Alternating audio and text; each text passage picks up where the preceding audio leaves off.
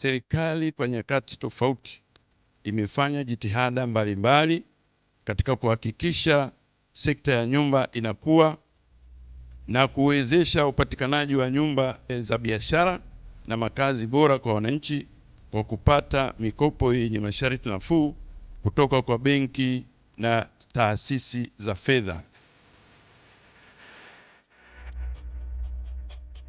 TMRC inaendelea kuwasiliana na wadau mbalimbali kwa kushirikiana nao ili kuweza kutoa mikopo ya gharama nafuu kwa mabenki na taasisi za fedha ili Mtanzania naye apate mikopo hii kwa gharama nafuu.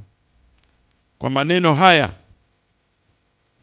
ninayo heshima na furaha kutangaza kuwa bidhaa ya mikopo midogo ya nyumba imezinduliwa rasmi.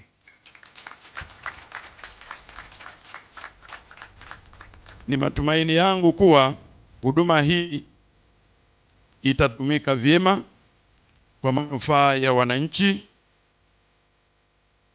wetu na kuchangia kwa kiasi kikubwa maendeleo ya taifa letu.